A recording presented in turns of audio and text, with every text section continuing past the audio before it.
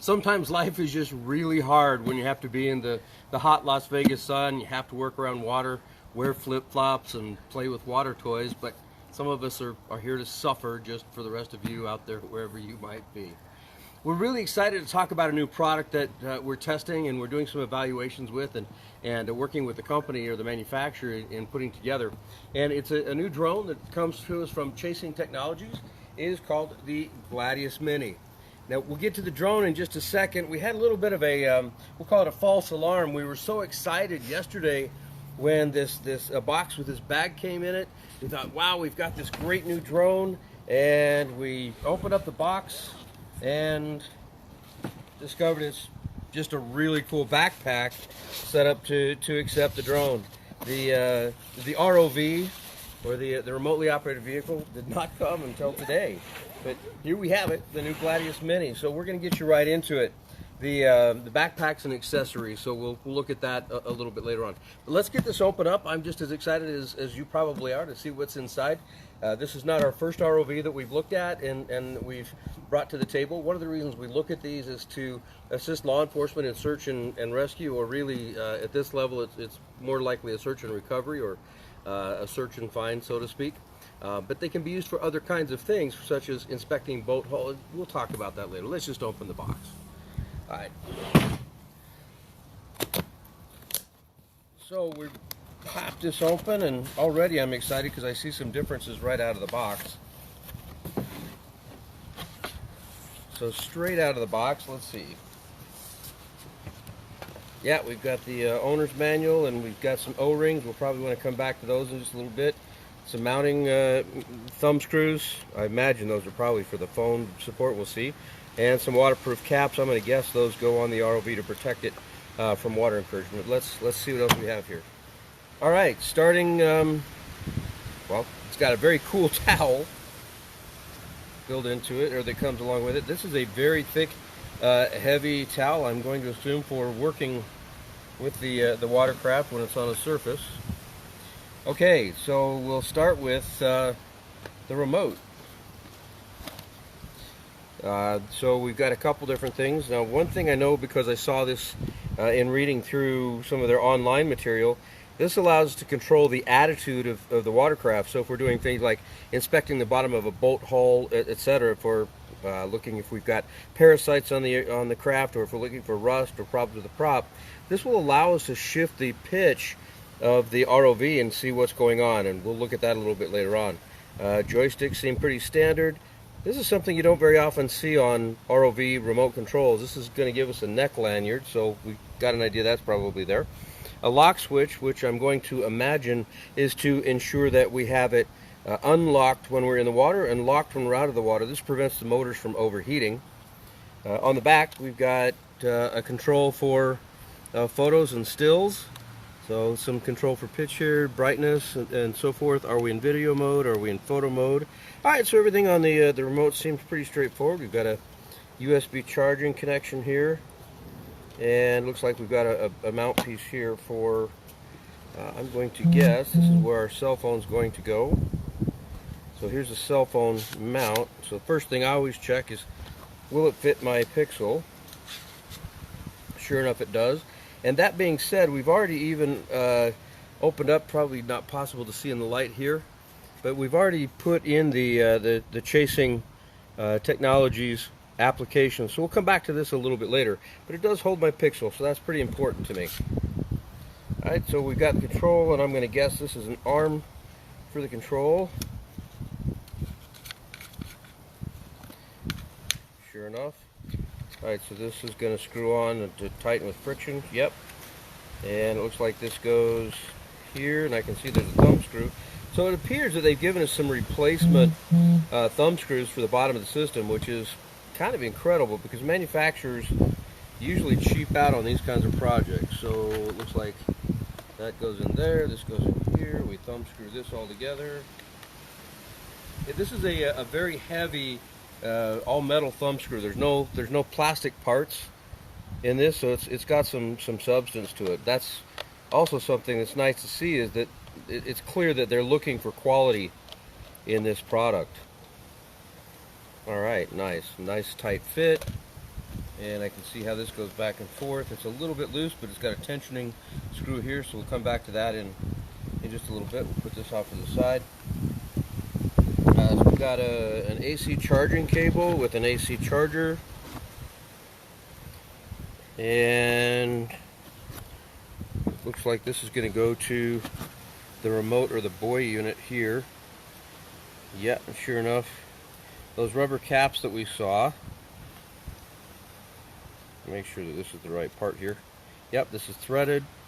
Rubber caps over here. The charging station will charge here.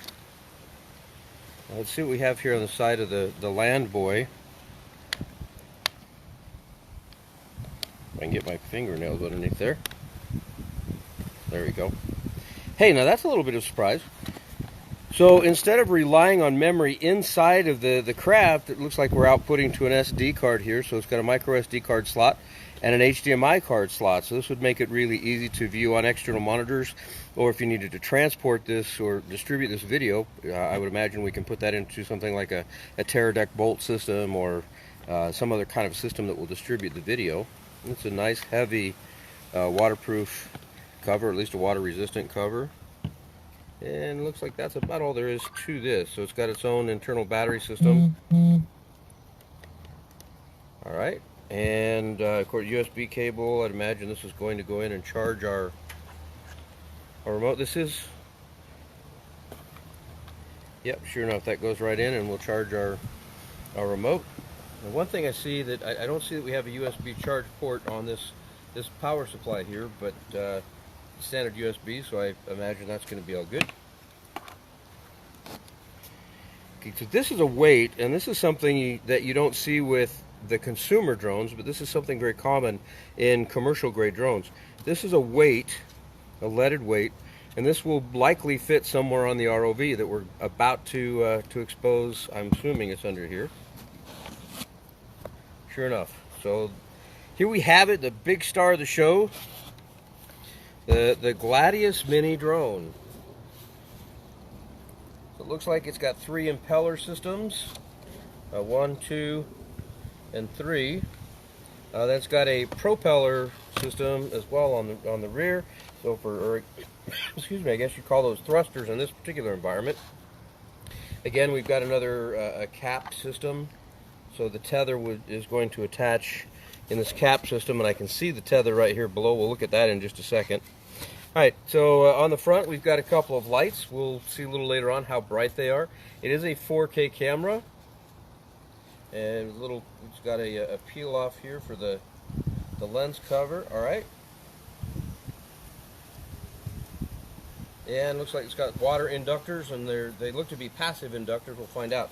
Now right here we see a plug for fresh water. So this is really common in high-end drones, but not something we see in consumer or prosumer grade drones. So if this is like other systems, then this freshwater billet comes out, and this much heavier seawater billet will screw in, and that changes the buoyancy or the way that the craft behaves in the water. And then last but not least, we've got a reel with cable on it. Now this is pretty cool, because this is where many of the ROV manufacturers really screw us over, or really don't take care of us, or think about our experience as users. They ship you a coil of cable wrapped in plastic, but the minute you open that plastic up and you start unspooling the cable, you've instantly got spaghetti, and it's very difficult to work with. And especially as this cable gets colder in the water, it becomes less flexible, and it's not capable of operating exactly the same way. So this is going to be one of the very first things we're going to look at. So we can see we've got the cable spool here that's going to looks like go to our remote or to our receiver system. Yep, sure enough. And that's threaded. And this is a nice heavy metal piece of equipment. Instead of being cheap plastic like most of them are, it's heavy metal. It looks like it's got a pretty substantial strain relief on there. From past experience, if you end up working with one of these, I'm going to recommend you put a secondary strain relief on here, just because we have seen with some of the various ROV companies, there's been enough stress there, it's cracked it or broken the tether off right there, and your experience is certainly less than fun. Let's reel off some of the cable to put on the watercraft itself. We won't take a whole lot off here. I just kind of want to see how it overall manages itself. So we're going to take the other end and let's find our little indicator plug. There we go. And again, this is a metal part. This is not a cheap plastic part like most of the systems out there are. So this is an evaluation unit. It looks like it's been in the water once before. So that means, I think that means we can probably trust it. So we've made sure this is tight. Again, same commentary on the strain relief. I'm going to recommend, based on past experience, that you put a secondary strain relief system on there. Most of the commercial drones have some kind of a flexible strain relief right here. So the folks from Gladius or from Chasing, I'm going to recommend that you might consider that. All right, well, let's see what happens when we give it a bit of a toss here. See how she immediately manages itself when we put it straight into the water. We'll just kind of keep it here so it stays within camera range. We've got quite a bit of wind today. There we go. We see the dents kind of filling up the water. All right, she's leveling out very, very well. That's one of the first things we want to look for. So I think some of our next steps is we're going to grab our remote control system and we'll pick up our mobile device. Let's get it all hooked up and we'll come back in just a little bit so that y'all can see what we see. Let's see how the GladiusMini performs in a very sterile, easy environment, and then a little bit later on we're going to take this up to Lake Mead and we'll throw it in the water and let's see how she does in very, very cold and very deep water. So keep watching, learn more about the GladiusMini right here on the Sundance Media Group page. If you're not one of the folks that are liking our page or subscribe to our page, just hit that like button down below. And you might want to check out the Sundance Media Group channel on YouTube as well, where we'll have more in-depth review of these particular products. Thanks for watching.